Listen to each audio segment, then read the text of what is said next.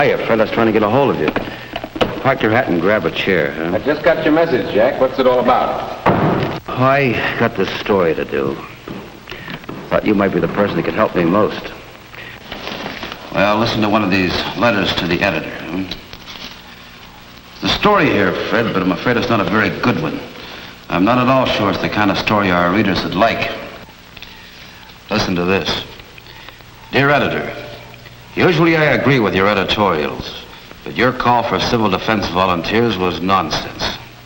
If this city is attacked, my plans are made, and they don't include waiting around to get killed.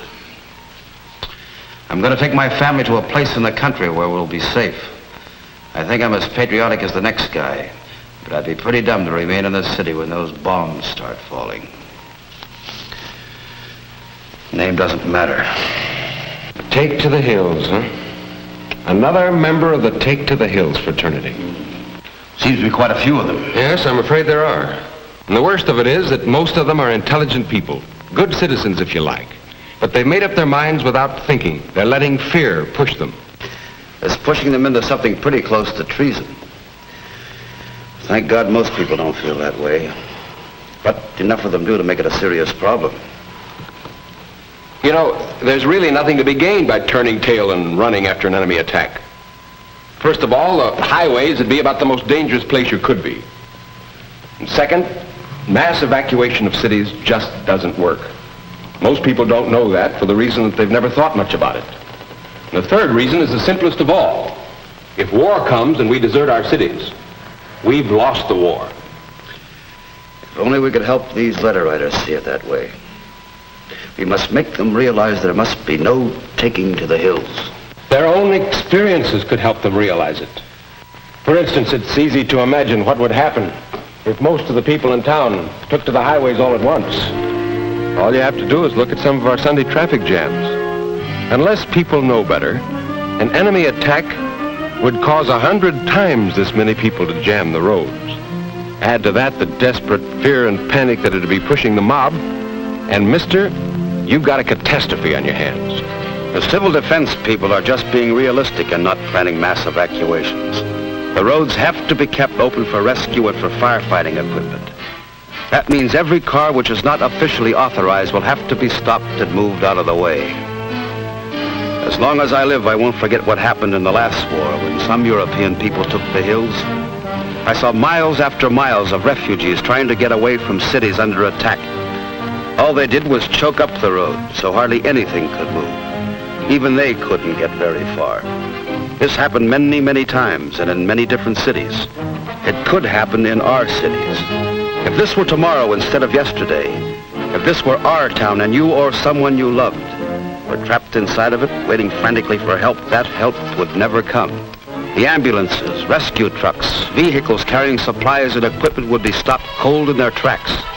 They could never get through to help the injured, put out fires, bring plasma, bandages, and thousands of other things vitally needed in an enemy attack. Just as the roads must be kept clear, so must the depots, terminals, and airports. Every available kind of transportation will be needed for emergency work. We know that mass evacuation can never be permitted if only for one reason, an all-important one. The fact that every able-bodied person is needed in the city before as well as after an attack. Putting out fires, for example, will require help from everyone. We must realize that in modern warfare, city dwellers find themselves right in the front lines. After an attack, our first responsibility will be to keep our heads and get back to our jobs. For each of us has a job to do. And no matter what happens, the people of a city must be fed, clothed, supplied with electricity and heat. The city must be kept alive, and it will take everything the city has to do it. You know, Fred, actually staying in the city to help after an atomic attack is not nearly as dangerous as a lot of people think. The danger of, well, lingering radiation is not really very serious. After an atomic airburst, the danger of radiation and falling debris is over within a minute and a half. Over and above that, we know from the experience of London, Berlin, and other European cities that people didn't even want to leave their city. Most of those who did leave soon began trickling back into town. Of course, a few people should be evacuated. Small children, the aged, the infirm, so on. These people should be moved voluntarily by their families, not during an attack, of course. But the able-bodied person must stay and help. Modern warfare has no respect at all for civilians. Like it or not, each of us has his share of fighting to do, his share of danger to face. Running away from that duty would be desertion, pure and simple. In the Army, it would mean court-martial. As a civilian, it would not only be treasonable, but it would mean having to live with the knowledge that in deserting your responsibility, you failed yourself, your family, your friends, your city. Deserting our cities would be handing the enemy a victory far greater and less costly to them than they could ever achieve through bomb damage alone. Their very idea in attacking our cities would be to destroy our will to fight. The enemy knows that a city deserted by its people is a city robbed of its power to resist, of its power to produce. The enemy knows, as we do, that in an American city of today, each of us depends on all the others. That directly or indirectly, each of our jobs depends on all the jobs of the others. Our biggest job will be to continue putting out equipment and fighting gear our nation depends on. To desert would be to throw away our most feared weapon, America's power to produce. There's no getting away from it. When the time comes, each one of us must stay in our cities and fight. I wish there was some other way, but there isn't. Yes, there are some pretty grim prospects ahead of us. The hell of an enemy attack can come smashing out of the sky at any time.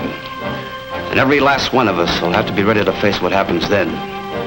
There'll be plenty of suffering, plenty of misery, broken homes, death. Dangers that used to belong only to soldiers, but we've got to be able to take it and come back fighting.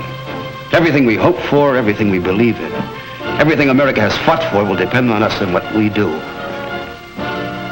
You know, a lot of people behind the Iron Curtain are wondering whether we can take it if we're attacked. They're carefully measuring our courage, our capacity to fight, our capacity for sacrifice. They think they have the answers.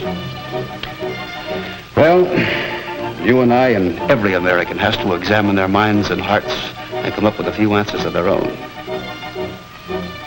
The question is, have Americans got the guts? Have you got the guts?